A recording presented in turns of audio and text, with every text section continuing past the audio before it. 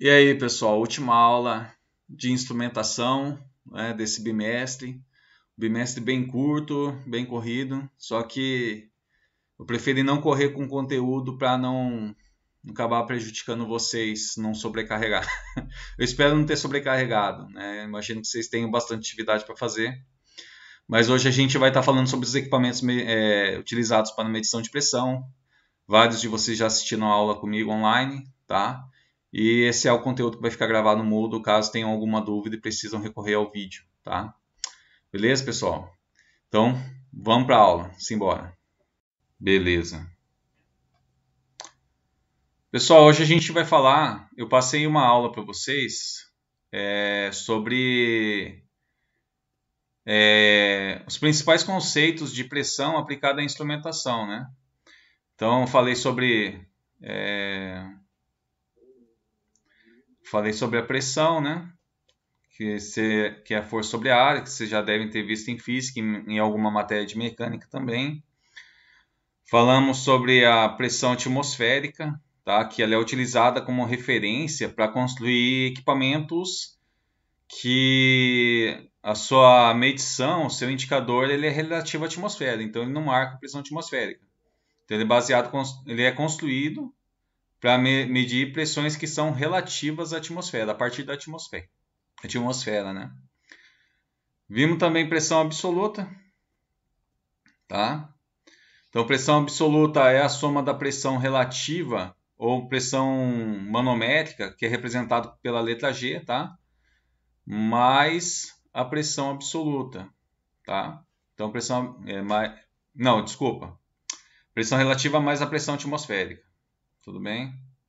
Então, isso aqui é a pressão absoluta, né? Aí eu fiz um desenho também mostrando se o equipamento é baseado na relativa, as medições dele começam na pressão atmosférica, né? Se eles são absolutas, eles contam, eles incluem na sua medição também a pressão da atmosfera, tudo bem? Vimos pressão negativa, que é uma pressão também relativa à atmosfera, tá? E é uma pressão menor do que a da atmosfera, tudo bem? Vimos pressão diferencial, que é a diferença que é representada normalmente por ΔP, que é a diferença entre duas pressões, né? Dei um exemplo sobre utilização em linhas de filtro, né, de óleo, essas coisas. Dei um exemplo lá como que eles utilizam essa pressão diferencial, medindo a entrada e a saída. Vimos pressão estática. Pressão estática, que é a pressão exercida quando o fluido está parado num tanque, ou o equipamento está com o seu cano de medição nesse ponto, e aí o fluido está correndo aqui perpendicular. Então há um ângulo de 90 graus entre o líquido que está correndo dentro da tubulação, né, e aí o ponto de medição, que não está sentindo o impacto do líquido. E a pressão dinâmica é quando você tem esse líquido se movimentando, né? Você tem um equipamento que está medindo essa movimentação. Ou no caso da tubulação, você tem um caninho a mais aqui que está sofrendo o impacto desse fluido. E aí o líquido corre paralelo, né? A tomada de impulso aqui que vai sentir o impacto do teu fluido, tá? Pressão estática, pressão dinâmica, pressão total, que quando o líquido está em movimento é a soma das duas pressões. E aí a gente viu as conversões que vocês já devem ter visto com Demetrio, né? A gente viu, e eu passei uns exercícios para fazer conversão de unidade de medição e também considerando quando você tem que converter de relativa para absoluta, né? Ok, pessoal? Tudo bem? Tem uma aula gravada no Moodle sobre isso, tá? E tem umas atividades também no final. Praxe, né? Vamos lá. Hoje a gente vai falar sobre os dispositivos utilizados para medição de pressão, tá? Esse é o nosso objetivo aqui da aula hoje. tá? Vai ser uma aula mais tranquila, mais básica, tá? Vamos lá.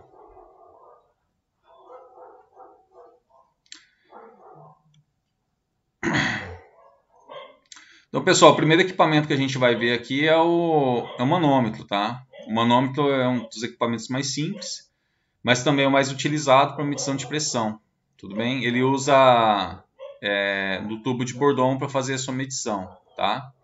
Então aqui a gente está vendo um manômetro aberto, né? Ele tem essa parte que eu tô, deixa eu pegar aqui uma caneta, outra caneta. Essa parte aqui, ó, esse é o tubo de Bourdon, tá? Então, o que que acontece?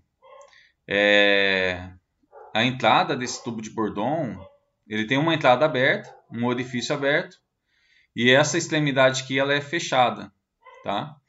Então o líquido entra aqui, ou ar, líquido, tanto faz. E causa uma pressão nesse tubo de Bourdon. E esse tubo de Bourdon ele acaba fazendo um movimento, né? Ele se desloca um pouco. Há um deslocamento ou para baixo ou se não para cima, tá? E esse deslocamento através de um jogo de engrenagens E aqui a gente tem um jogo de cremalheira, tá? A cremalheira é esse daqui e o pinhão aqui no centro, que estão ligados ao ponteiro. E aí esse deslocamento é transmitido e aí faz a indicação da sua pressão, tá? Aqui tem outro exemplo, né? De tubo de Bourdon, a entrada é por aqui. Aí você vem aqui, ó, o líquido vem aqui e para aqui, ó. E aí ele se desloca para a esquerda e para a direita, tá? Para a indicação da pressão ligado ao indicador. Você tem 3 tipos de tubo de Bourdon, né? Você tem esse tipo C, o tipo espiral e o helicoidal, mas o mais utilizado é o tipo C, tá? Para medição de pressão. Isso daqui é uma máquina de calibração, máquina de teste, tá? Ela usa o princípio de Pascal. Então, quando você precisa calibrá-lo, ele tem aqui interno uns parafusos que você acaba mexendo para fazer a calibração dele.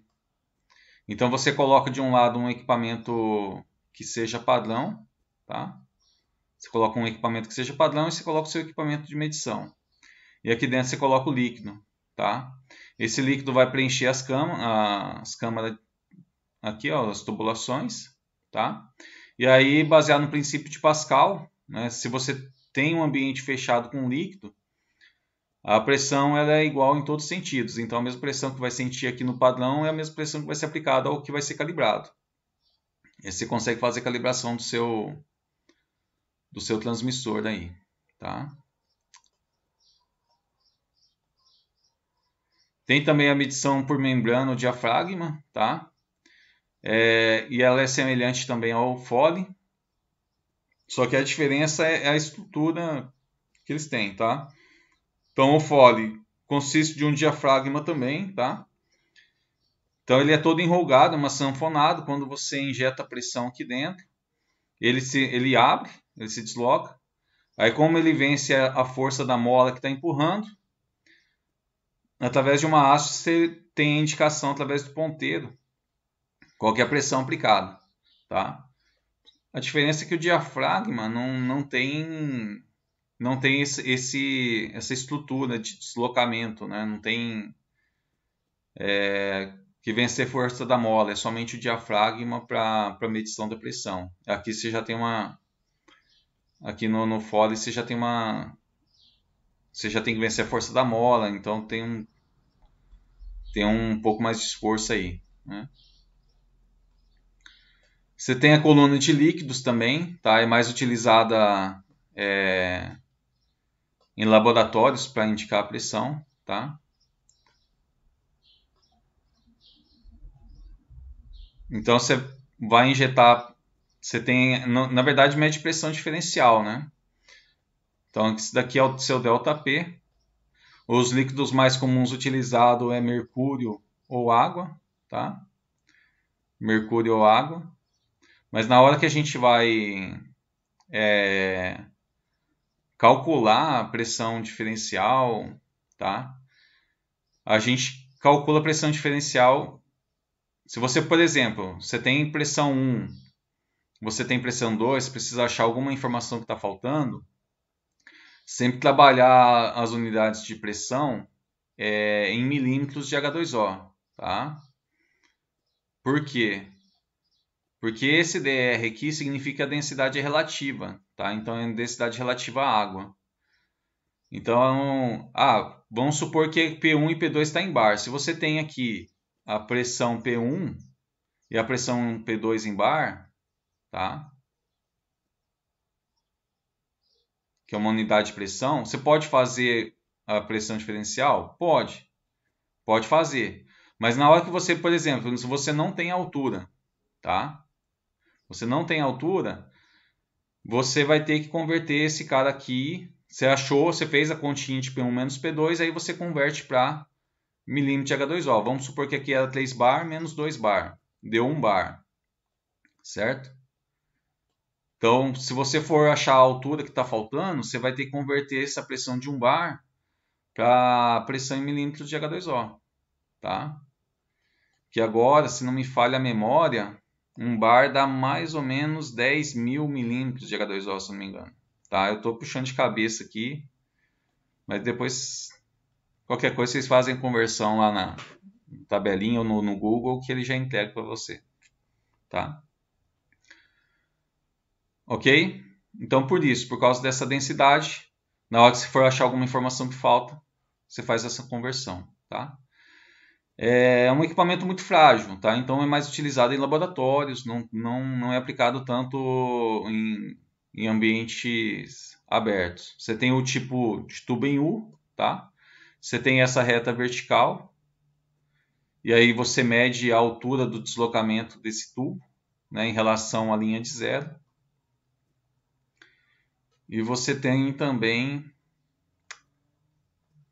esse daqui, da reta inclinada. Tá? No campus a gente tem o tubo em U e temos esse daqui também. Tá? Na planta, tem uma planta didática de mecânica dos fluidos, tem o tubo em U e tem esse cara também. Tá? Então você, para fazer os testes, verificação de fazer uns ensaios no laboratório. Tá? Aqui está mostrando como você faz a medição. Caso seja água, você vai ver que vai formar vai ficar côncavo aqui, ó, uma curvatura para baixo. E quando você usa mercúrio, que é mais denso, você tem uma curvatura. Opa, você tem curvatura para cima, né? Só que a barriga para baixo aqui. E no mercúrio você tem uma curvatura para baixo, né? Então você vai ler sempre nos limites, né? Nos limites da curvatura. Tudo bem? Esses equipamentos que foi falado aqui em cima, pessoal, é tudo equipamento para medição,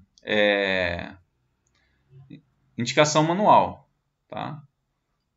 Então você consegue verificar no local qual que é a pressão, tá?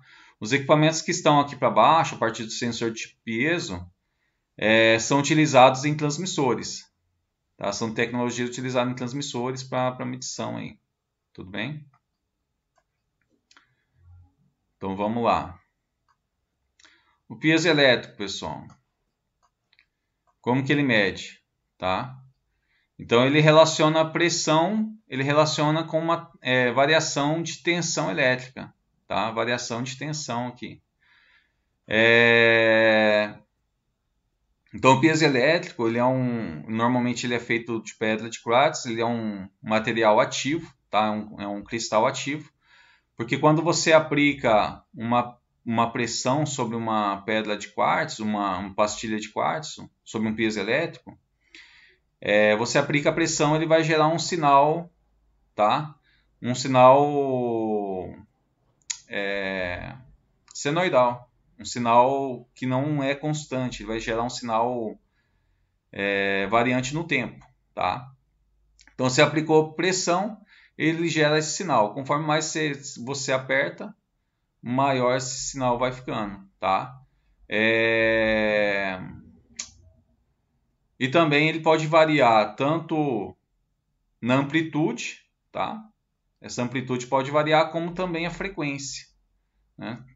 A frequência também pode variar sobre esse material, tá? Então ele relaciona conforme quanto a pressão aplicada vai aumentando essa diferença de tensão, vai aumentando essa tensão, e aí você relaciona com a pressão aplicada, né? Aqui mostra um esquema básico utilizando piezoelétrico, né? O cristal aqui seria o piezoelétrico. Você tem o diafragma de proteção com líquido de enchimento aqui. E aqui ligado ao amplificador para a gente verificar qual que é o sinal que ele está produzindo. Tá? A gente também tem o piezo resistivo, string gauge, tá? Que relaciona a pressão com variação de resistência. Tá? Variação de resistência. Então a resistência ela depende do quê? Ela depende da resistividade. A resistividade está ligada com o material. Tá? Cada material tem uma resistividade. Se você digitar no Google, você vai achar a tabela com a resistividade dos principais materiais, como alumínio, cobre, ouro, prata.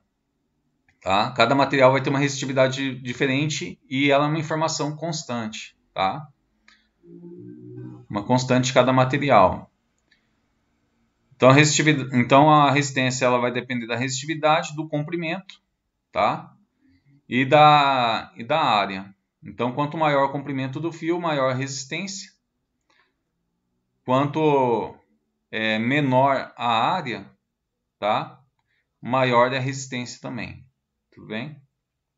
Então, os sensores string gauges, eles acabam trabalhando em cima da variação de comprimento, tá? Eles deixam a área transversal e a resistividade constante, porque o material, você não vai mudar o material, então a resistividade é a mesma. Você não vai mudar a área transversal, você vai mudar somente o comprimento, tá? Então, conforme você vai aumentando o deslocamento, ó, é mais fácil você pegar o condutor, esticar ele, aplica uma força esticando ele, e aí esse deslocamento você vai ter variação da tua resistência, tá? Uma forma que faz isso é usando uma lâmina, tá? Se essa lâmina de base ela for condutora, tem que usar um líquido isolante aqui, ou o fio ser esmaltado para que não tenha contato com a lâmina, tá? Então você vai ter o seu fio resistivo, ele vai estar aqui todo dobradinho, tá? E conforme você aplica pressão nessa lâmina, ele vai ter um deslocamento, né? Então vai aumentando o seu comprimento, tá? Aqui embaixo tem mais imagens sobre isso. Então você acaba aumentando o comprimento da resistência, tá? Então acontece, um modelo mais comum de utilizar é utilizando a ponte de Wheatstone, que consiste na ligação de quatro, como fala? 4 resistores em ponte, tá? Você coloca um resistor em cima, um resistor embaixo. Um vai sofrer tração, ou seja, um resistor, se o resistor estiver aqui em cima, né? Ele vai sofrer tração, ele vai esticar, né? Porque aqui ele está externo, né? Nessa lâmina aqui ele está externamente. O que tiver embaixo, tá? Ele vai comprimir, ele vai diminuir, tá? Então, utilizando esse princípio da variação, você acaba utilizando essa ponte para ter mais estabilidade no seu sinal. E aí você tem uma tensão de entrada, e aí você mede tensão de saída, né? Pela variação de resistência, tá? Vamos lá. Aqui tem um sensor construído com essa tecnologia, tá? É um transmissor manométrico aqui no caso. Mas poderia ter diferencial também. O transmissor capacitivo são um dos mais utilizados, tá? problema é que ele é muito sensível à temperatura. Então é mais recomendado usar o transmissor capacitivo para ambientes em que a temperatura não seja tão agressiva, tá? Então como que ele é constituído, tá? Aqui você tem essa parte mais escura, tá? Essa parte mais escura aqui, pessoal, ela é de vidro, tá? E aí você tem a armadura, que ela é feita de um material condutor, que é essa parte aqui, ó. Ela é colada, ela é fixa nessa parte de vidro, tá? Então você tem duas armaduras fixas, tudo bem? E você tem aqui uma parte que não é fixa, tá? O diafragma sensor aqui, no caso, ele é móvel, tá?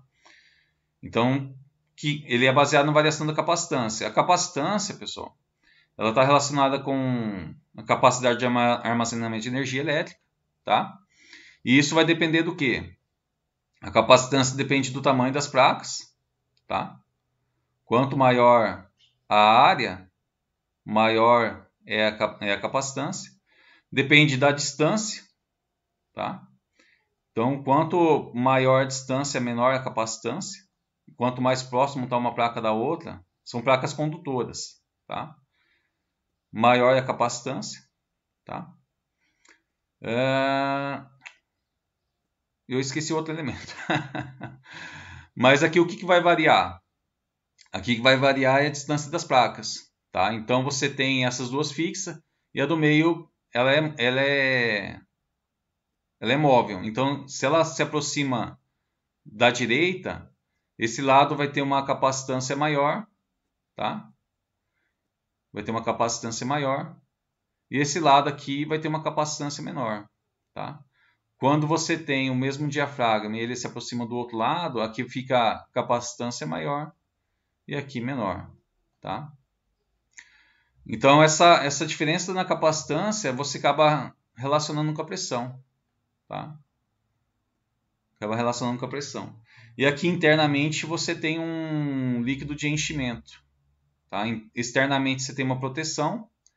Então a pressão é aplicada nesse ponto, tá? E nesse ponto, para indicação de pressão diferencial. O líquido de enchimento vai transmitir para essa placa móvel no centro e ela vai se mover, alterando essa capacitância, tá? Aqui tem um modelo, esse daqui da SMAR, para medição de capacitância. Eles usam muito capacitores, tá? E aqui você tem a parte de entrada de pressão desse cara, tá? Então, se fosse fazer identificação na instrumentação, ele seria o pitch, tá? Por quê? Porque ele tem um indicador aqui, ó, e ele faz a medição de pressão. Ou, se não, poderia ser indicado como PDIT, né? Transmissor indicador de pressão diferencial, né? Dependendo de como você utiliza ele.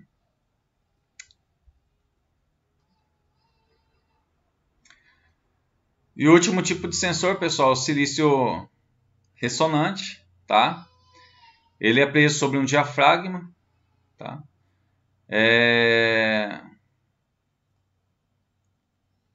E aí acontece, na verdade ele fica nessa parte aqui em cima, tá? Aqui embaixo tudo é fixo, tá? Essa parte de baixo aqui, você tem entrada de pressão desse lado, pressão também entrada desse lado. Só que essa placa aqui o diafragma do centro ele é fixo. E aí essa pressão ela é transmitida aqui em cima, onde está o nosso silício ressonante, tá? Aqui tem um ímã permanente. Deixa eu pegar aqui mais para baixo. Ele tem um ímã permanente, tá? Aqui é a entrada de pressão de alta, aqui é a entrada de pressão de baixa. Então esse silício ressonante ele vai estar exposto a um campo magnético. E aí você vai atravessar uma corrente de excitação nele, que ele vai, conforme a pressão que é aplicada, ele vai variar a frequência. Então você relaciona a pressão com a frequência, tá? Então, o que acontece?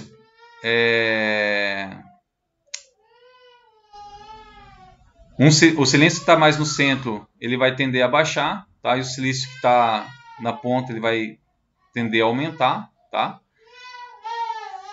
Conforme a pressão aplicada, devido a estar fixado no diafragma. E o que vai acontecer é o seguinte, você tem aqui, ó, aqui o silício, tá? O silício ressonante. Como ele está exposto a um campo magnético constante e ele tende a ter uma vibração, devido à corrente de excitação que passa nele, vai ter uma tensão gerada sobre ele, tá? Essa tensão vai ser transmitida aqui à saída, né? Então, conforme maior pressão que você aplica sobre ele, maior vai ser sua vibração. Essa vibração vai aumentar a frequência da tensão elétrica que é gerada aqui na saída, tá? Através de um amplificador operacional aqui. Então aqui está mostrando o que acontece com a frequência aqui ó, em kHz, tá? No caso aqui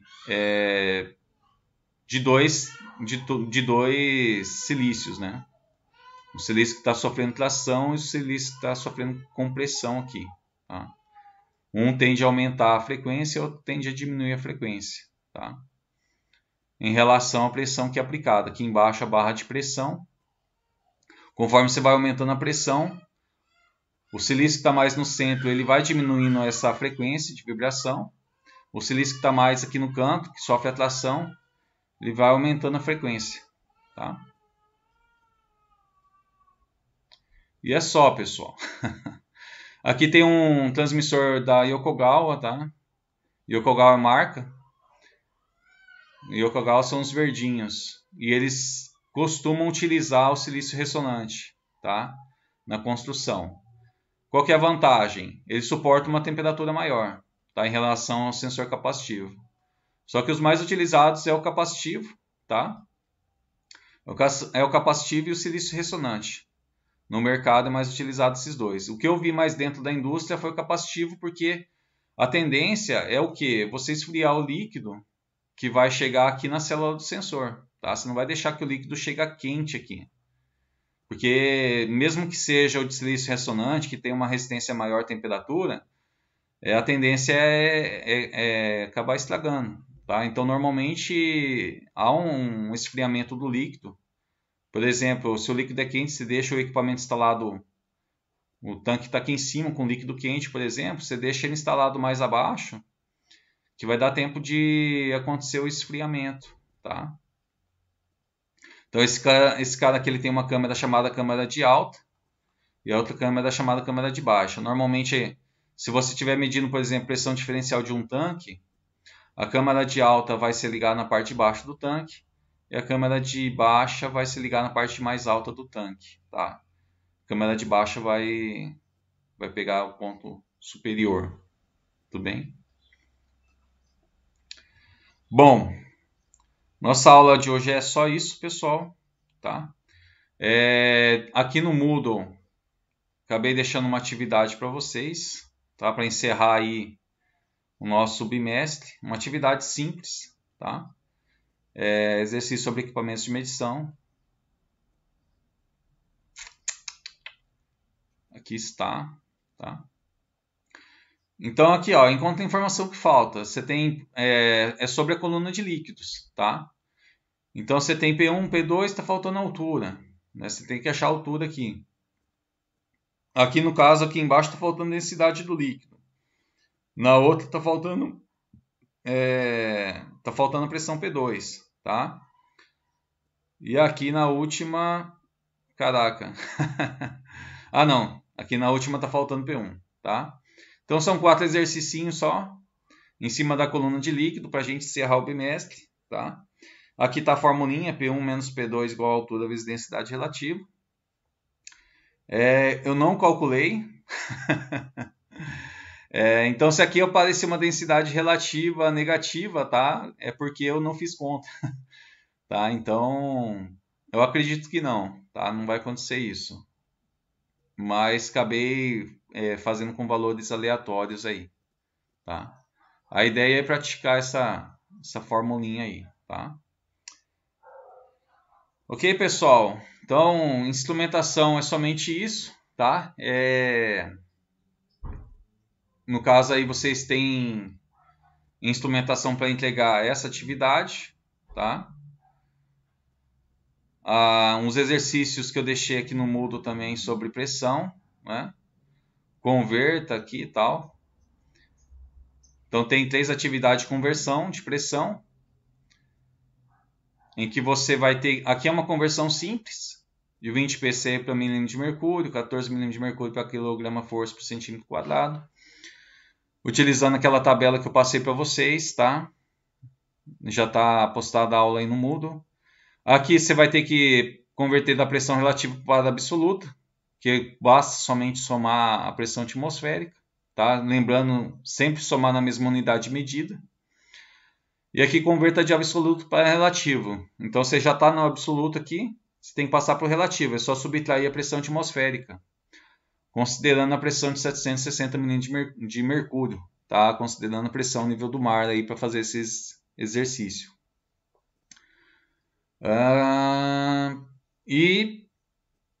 E áreas classificadas, né? O exercício do WebQuest tem uma aula para explicar como que é a atividade para vocês aí, tá? Então são essas 3 atividades que tem aqui para o mês de segundo bimestre.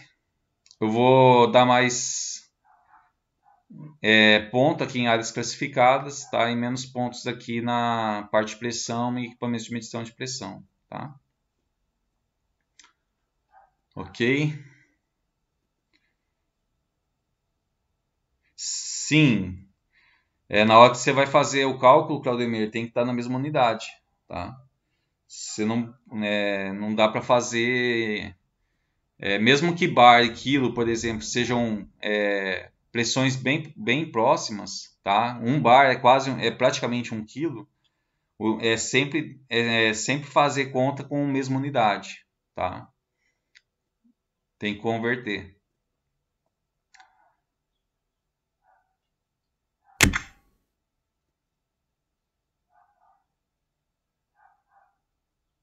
Pessoal, mais alguma dúvida em relação à instrumentação?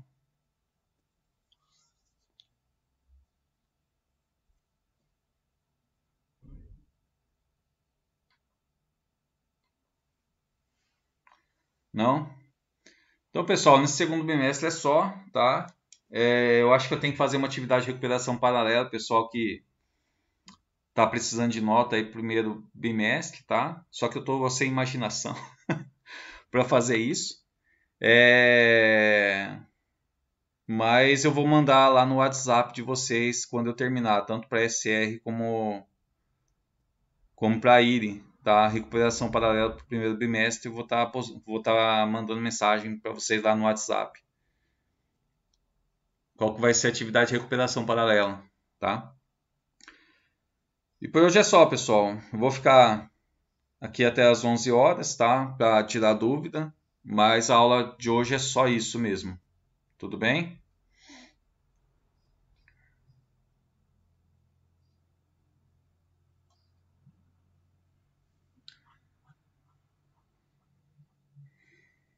Beleza, pessoal. Valeu, obrigado pela atenção de vocês. Até mais, gente. Vou deixar gravado, vou terminar de editar o vídeo e vou postar lá para vocês lá no Moodle, essa aula aqui. Tudo bem?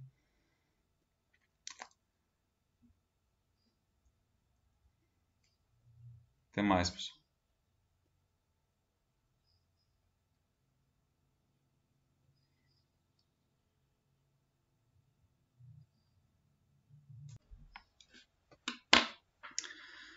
Isso aí, pessoal. Essa foi a nossa aula de hoje, tá? Sobre instrumentação.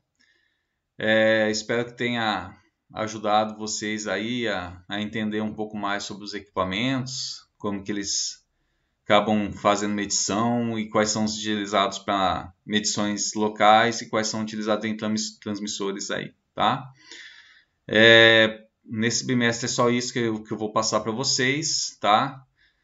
Para aqueles que conseguirem fazer todas as atividades, tirar nota até o próximo bimestre, tá?